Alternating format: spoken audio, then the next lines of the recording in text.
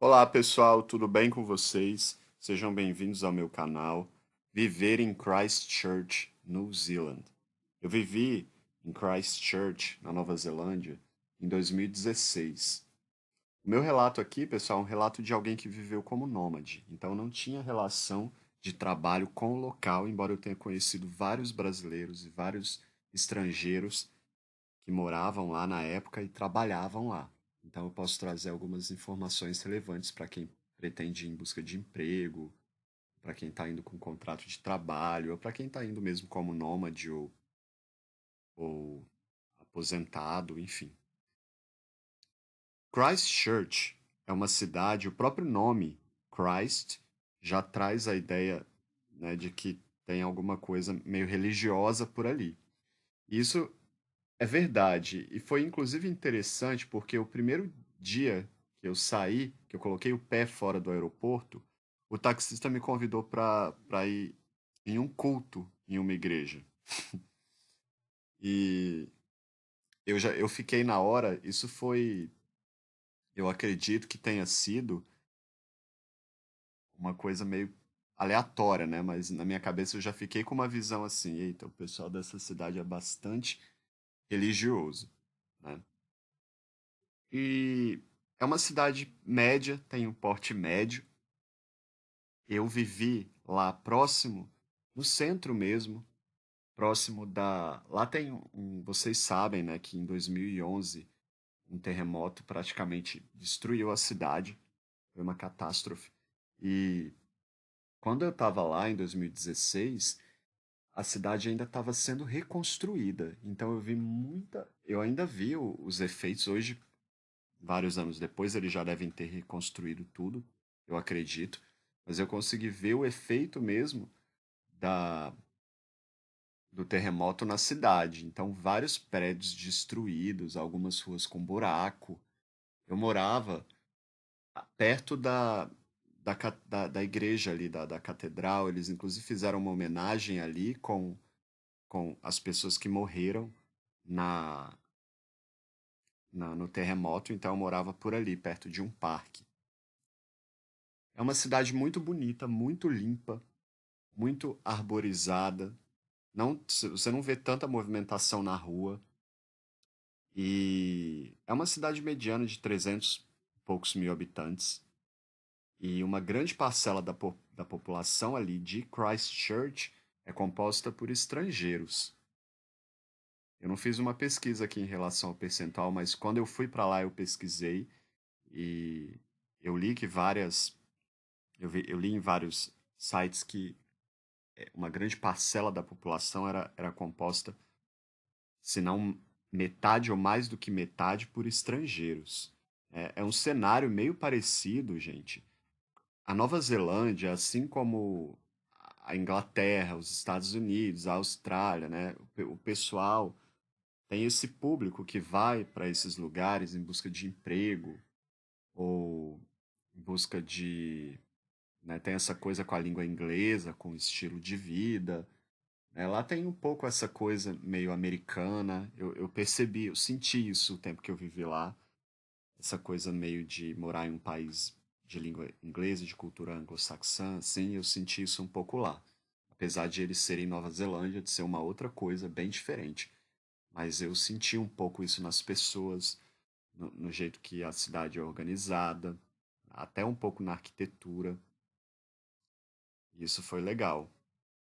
Eu achei o inglês deles não muito fácil de entender, o período que eu vivi lá. Eu já morei na África do Sul, por exemplo. Eu fiz intercâmbio na África do Sul, eu fiquei 6 meses na África do Sul. E assim como na África do Sul, lá na Nova Zelândia, eles têm a variação deles em relação à língua inglesa. Então eles usam algumas expressões próprias e o próprio sotaque, ele é um pouco, eu achei mais difícil de entender do que na África do Sul. Mas depois de um mês que eu estava lá, eu já estava entendendo perfeitamente, né, e internalizando algumas coisas da da interação deles pela língua, né? De alguns vocábulos, algumas coisas bem específicas que eles utilizavam, né? Lá tem um jardim botânico, pessoal, muito lindo. Dá para ir andando do centro da cidade se você mora no centro. A maioria das atrações você faz também, se você vive ali no centro, tem muitas lojas, muitos bares, muitos museus. Então, as grandes atrações na cidade acontecem basicamente por ali. Então, se você vive no centro mesmo, eu gostei de ter vivido no centro, é bem tranquilo. Eu nem me senti vivendo no centro mesmo. Eu me senti, na verdade, vivendo numa vila. Para ser bem sincero, o período que eu vivi lá estava um pouco frio, era final de inverno, e eu cheguei a viajar para Queenstown, uma cidade próxima. Muito linda a cidade, gente, muito linda mesmo. E dá para viajar, né? O custo não é tão elevado. Se você quiser conhecer as cidades ao redor, outros lugares, eu achei bacana. Eu pagava lá de academia, academia mais cara da cidade, US$ 100. Mas, por exemplo, tinha lá na entrada da academia, todo dia que eu chegava lá tinha frutas, você podia pegar e comer. A academia era muito bem equipada, muito limpa também. Os banheiros eram individuais, assim, da academia. E ela era 24 horas também, próxima da minha casa, assim, lá no centro mesmo. Eu encontrei 4 academias lá, mas essa realmente era a mais cara e a com os melhores equipamentos, assim. Eu, na verdade, eu quis ficar nessa academia porque ela era 24 horas. Eu acho que ela era a única academia 24 horas na época da cidade. Hoje eu não sei como é que isso funciona lá. Eu pagava. Eu não tenho como fazer contrato de aluguel quando eu vou para os lugares. Isso é muito complicado porque eu fico um pequeno período. Lá eu fiquei alguns meses só. Então eu geralmente alugo pelo Airbnb ou no boca a boca em alguma comunidade, no Facebook, esse tipo de coisa. Eu sempre quis ir para Nova Zelândia. Quando eu ia para Tailândia, para a Ásia, de maneira geral ali, eu ficava esperando aparecer uma oportunidade no Airbnb, eu encontrar alguma coisa barata. Eu sempre olhava os preços no Airbnb e todos eles sempre estavam acima de R$ 5.000 em qualquer cidade ali na Nova Zelândia, para um mês. E aí é um preço para turista, né, gente? Para quem está viajando, vai ficar um mês como turista, né? E as pessoas pagam. Então, eu tenho um limite, assim, do que eu estipulo para pagar de moradia, né?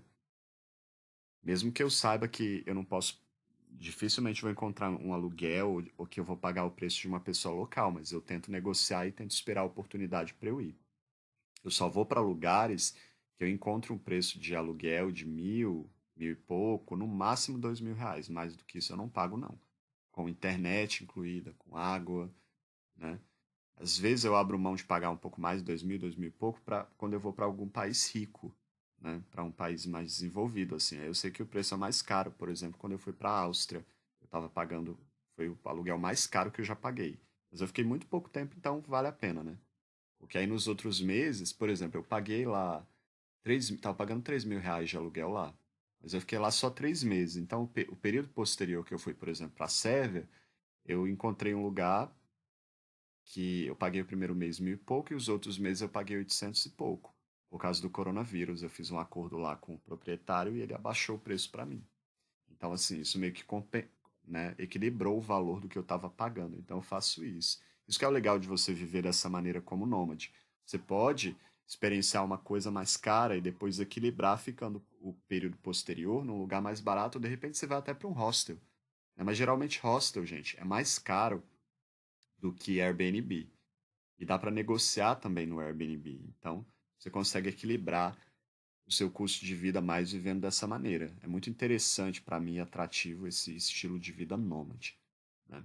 Agora, para quem, voltando para Nova Zelândia, quem vivia lá, os meus amigos, eu morava lá, eu aluguei uma casa muito pequena, mas ela era parte de uma outra casa que morava um australiano e uma sueca.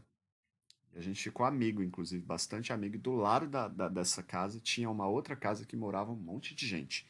E uma outra casinha do lado que morava um brasileiro. Que eu fiquei amigo dele também.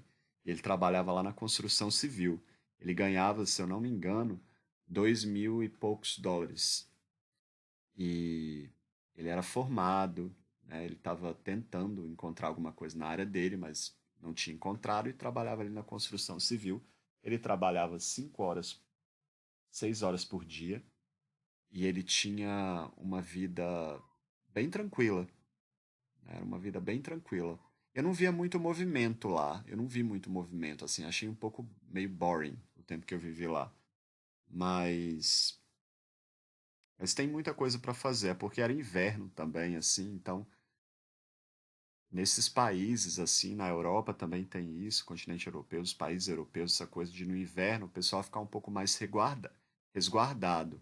Então eles não fazem tantas atividades assim, né? A rotina deles fica mais movimentada no verão, né? Os próprios eventos na cidade. Esse meu amigo brasileiro, ele tinha uma vida boa, assim, lá, né? Ele não trabalhava tanto, a casa dele era bem confortável, ele tinha carro, que ele mesmo comprou com o dinheiro do salário dele. E eu conheci também uma dentista brasileira que morava lá, muito bem de vida, inclusive. E os estrangeiros, tinha alguns outros estrangeiros do lado da minha casa ali, era como se fosse uma república, cada um morava em um quarto. Gente de vários lugares também do mundo, tinha um alemão, tinha um colombiano, um monte de gente mesmo. E eles todos trabalhavam lá na recepção de hotel, em restaurantes, né? Muito variado o tipo de trabalho, variável o tipo de trabalho deles ali. E o salário, pelo que eu me lembro, por volta disso, de 1.000, 1.000 e poucos dólares a 2.000 e pouco. Era o que eles faziam. Na verdade, eles ganhavam por semana, né, gente? Mas o que no final parece que dava por volta disso daí, né? Para esses salários, né? Para esses empregos mais, né? De atendente, esse tipo de coisa. A dentista que eu mencionei, eu não faço a mínima ideia de quanto ela ganhava, mas ela tinha uma clínica lá. Ela era casada com uma pessoa de lá, então é um pouco diferente. Alimentação, eu costumava fazer compra em um mercado lá no shopping e era tudo muito barato, sempre tinha muita promoção, então eu sempre me dei bem assim com essas coisas de viver em outros países, porque comida, gente, eu já morei em mais de 50 países. O único lugar que eu considero comida, o custo elevado, é na Ásia. Por quê? Por causa dos itens que eu consumo, principalmente queijo. Então, é sempre muito caro para mim comer na Tailândia. A Tailândia tem ficado, o custo de vida lá tem ficado elevado nos últimos anos, por causa da grande quantidade de estrangeiros que migrou para lá. Então, a moeda deles também tem ficado bem fortalecida, mais forte do que o Brasil, a nossa moeda. Então, o custo de vida lá para mim tá um pouco mais elevado, né? Principalmente a alimentação, mas de maneira geral nos outros países a alimentação no mercado, você ir a um café, você comer em um restaurante, é muito baixo. Lá em Christchurch também tinham vários fast foods com todo tipo de preço que você pudesse encontrar. Eu lembro que eu estava economizando e eu fiz uma refeição lá bem completa num desses fast foods por 4 dólares. Então, na época, né, gente, 2016. Lá tem um cassino muito legal também. Eu fui a esse cassino com os meus amigos várias vezes. E o pessoal é bem tranquilo lá. Não fiz amizade com tantas pessoas de lá. Eu conheci duas pessoas de lá mesmo, mas eu fiquei lá há pouco tempo, né? Então não deu para conhecer tanta gente. E eles são bem parecidos com os ingleses, assim, o jeito deles, a cultura deles, assim, um pouco meio também misturados com os americanos, assim. Você vai no mercado, tem gente que vai de pijama no mercado, gente. É um pouco parecido com o estilo de vida americano, inglês, assim. Essa foi a sensação que eu tive vivendo mesmo por ali. E como tem muitos estrangeiros, tem todo esse clima, né? Acho que o Canadá também tem um pouco disso, né? De precisar da força de trabalho de fora. Então, porque a população do país não é tão grande, né? Então tem muita oportunidade de emprego, a comunidade ali de estrangeiros é muito grande, e isso deixa o ambiente bastante multicultural, né? Bastante diversificado. Eu tive essa sensação vivendo lá. Muitos estudantes, muitos estrangeiros, uma coisa meio parecida assim com quando eu vivi em Graz, na Áustria também. É isso, espero que esse áudio tenha ajudado vocês, trazido alguma reflexão. Se inscreva no meu canal. Um abraço para todo mundo e tchau, tchau.